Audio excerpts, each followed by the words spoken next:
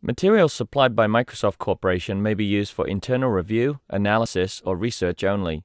Any editing, reproduction, publication, rebroadcast, public showing, internet, or public display is forbidden and may violate copyright law.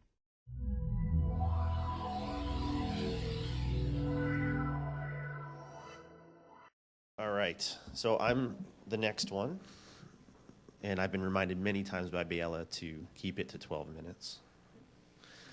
Ooh, where is it? Did you close it? You closed it. Okay.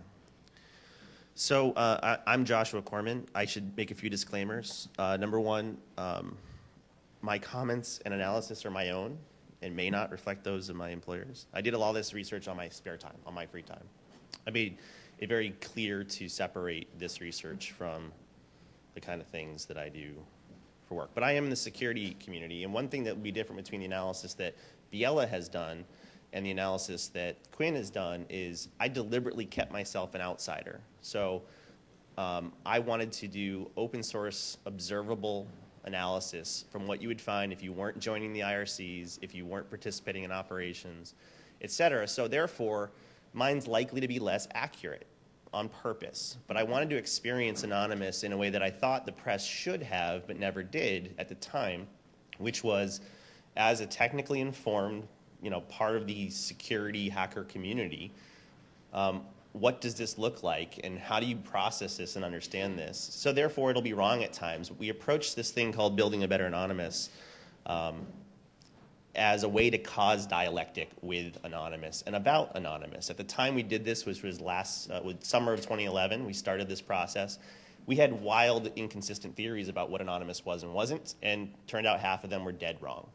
So in the spirit of Nietzsche, we called the panel at the hacker convention called DEF CON 19, we called it Whoever Fights Monsters, because we were trying to say to the hacker community, it may be tempting to take matters in your own hands. We actually had a running theory that most of Anonymous was white hat hackers by day, working in the security industry, frustrated with no progress.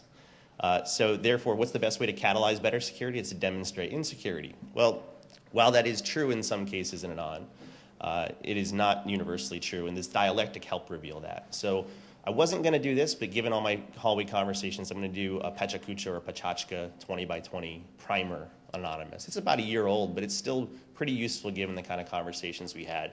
So once I hit go, I cannot stop, and I should say in advance, I am not now, nor have I ever been a member of Anonymous. All right. The studies cabal. All right, here we go. So I wrote a piece for a magazine called Understanding Anonymous, The Rise of the Chaotic Actor, because I was sick of the silence, and I wanted to understand Anonymous and our silence for a long period of time, and our fear prevented us from getting further and understanding it. So I turned that into a panel at DEF CON 19, which is the hacker. We shared our theories and got screamed at by active members of Anonymous and told we were dead wrong.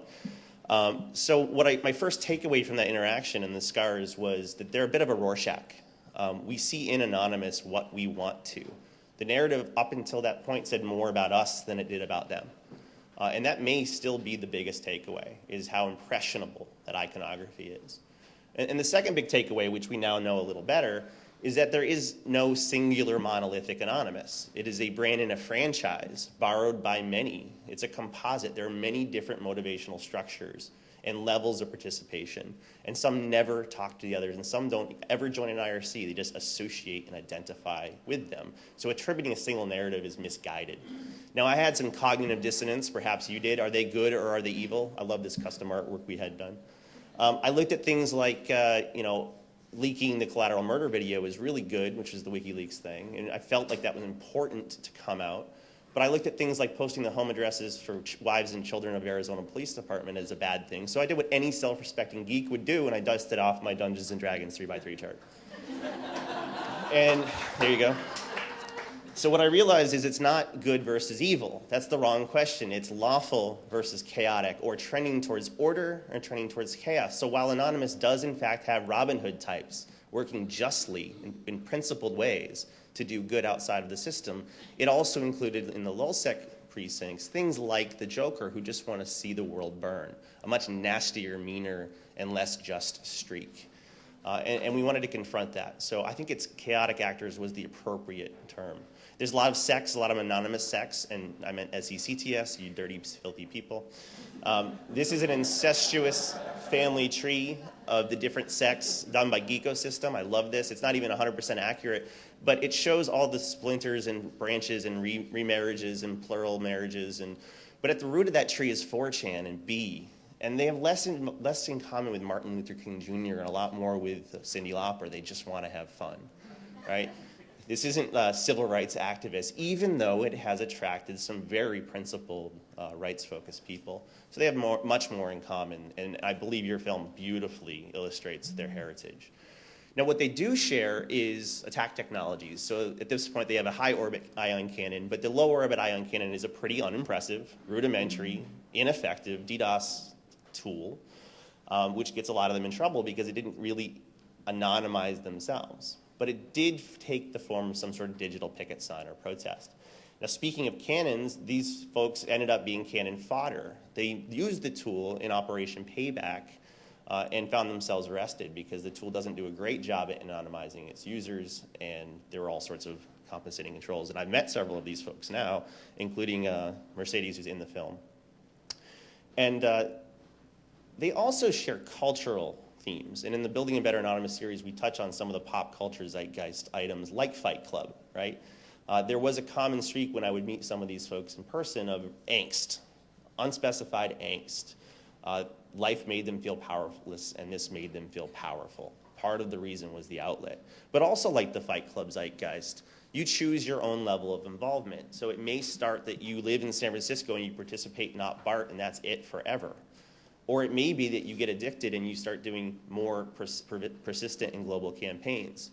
Maybe you taste the freedom that comes with helping oppressed people in Tunisia and Egypt, and you're hooked for life. So there's different levels of involvement, but there are also different levels of escalation. At the time of writing this, Anonymous had threatened to erase the New York Stock Exchange from the internet. And while it was unsuccessful, it scared the shit out of people in government, right? It showed they were becoming more emboldened and brazen. Now, one of the things we challenged them to do at DEF CON was pick more clearly noble targets, perhaps, which makes me one of the moral fags they hate. But we challenged them to stop child pornography, out corruption. And one group called Operation Anonymous Analytics exposed a corrupt bank in China using hacking systems and understanding the nature of financial services. My bigger fear was never Anonymous, but those who take Anonymous's name as a false flag cover. In my day job, I noticed tons of false flags where people don the banner and iconography hiding their nefarious organized crime or state-sponsored espionage activities. They are heavily infiltrated and impostered. I also fear that powerful and uninformed people in government make powerfully uninformed knee-jerk reactions, and I don't want to see some form of cyber neo-McCarthyism, yes, I just said cyber, where I have to declare that I am not now, nor have I ever been a member of Anonymous because I use a network sniffer. But this is a very real concern when people are afraid, and guess what? Things like Anonymous make people afraid. So I did at the time feel that Anonymous faced a fork in the road. If they were increasingly painted with the broad brushstrokes of a domestic terrorist organization, then the moral minority may flee an increasingly contaminated brand. On the other hand, there was a chance to perhaps, if you take a page out of philosophy, Hobbes' Leviathan. A Leviathan could rise, some sort of organized chaos, some form of social contract that may reduce the aggressive nature but still maintain some of the benefits. And this has been hotly debated, and some people love this idea and some people hate this idea. But out of selfish convenience and protection, perhaps there's a way forward. So the easy answer slide is blank, because there weren't any. So instead I gave you some pop culture zeitgeisty type items, which I believe help people understand either as source material or as analysis. In fact, there's a wonderful academic paper on the laughing man and the ghost in the shell as metaphors for this. But there's a lot to be learned. Now, in 20 slides times 20 seconds, we are not going to make everyone experts. But if you haven't stared into the abyss, if you haven't looked at how much of your understanding of Anonymous came from what you put into it, now might be the time with this cabal to start encouraging that kind of dialogue. So that was 6 minutes and 40 seconds on the nose. But now I will pivot slightly to what I was originally going to talk about. Take a breath. Another project I participated in is Michael Gross, who was just here this morning. He wrote a piece called World War 3.0, the battle for the internet between the forces of chaos and control. It's an excellent, accessible article that even my mother-in-law understood. But essentially, I got in an argument once with Commander X, one of the more willing to engage folks in and on. He's also in the movie. My daughter thought he looked like a pirate. And we had this debate where he basically said, if I have to choose between tyranny and control, I will choose tyranny. And my retort instinctually was, don't you realize that one fuels the other? And what you see, at least if you're watching what the policy makers and the lawmakers are doing in reaction, partly due to technical illiteracy, is the act of rebelling against censorship and surveillance seems to scare them, which makes them want to do more censorship and surveillance. So I'm not blaming the victim here. I'm just remarking on a dynamic where it's kind of like a Chinese finger trap, right? I mean, we have this situation where there's a very rapid escalation between too much chaos and too much control. And one of the points to the panelists and the people profiled in that article was really that we were saying upcoming, but in Dubai in December, the World Telecommunications Union, or the ITU, the International Telecommunications Union, at the WICIT, the World Congress for Information Technology, was trying to take a free open internet governed loosely by this idea of a multi-stakeholder model and make it the domain of sovereign nation states to tax, to tariff, to surveil, to prevent things like Tor and Skype and VPNs. For lots of selfish and fearful reasons, it's an existential threat to what Anons treasure about the internet. But not just Anons, what I treasure about the internet. So while many were dismissive of Anonymous as pranksters or script kiddies or whiny children, I've heard all sorts of insults hurled their way, I didn't learn about threats to internet freedom from my congressman. I learned about it from passionate, involved members of Anon. So while I'm not for or against, I look at Anon now, and I'm sure my panelists may disagree, but the best way I explained this to my neighbors was, you should look at Anonymous, that was my timer, 30 more seconds. You should look at Anonymous as, perhaps one metaphor is the antibodies of the internet. And if you think about antibodies attack blindly and aggressively, and they won't cure your cancer.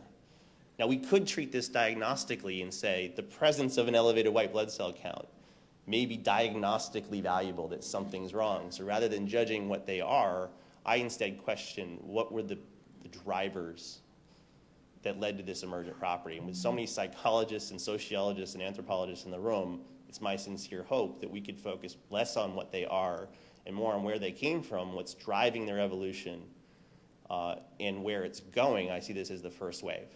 And I'm keenly interested that what we're seeing is the erosion or the absence of a social contract with post-national youths. And it may start revealing the dark side of hyperconnectivity. And the pendulum will swing, we will find balance, but that dialogue isn't happening in a multidisciplinary way. So my ask and hope is that some of us could help start and participate with some of you in that research and discussion. So thank you for your time.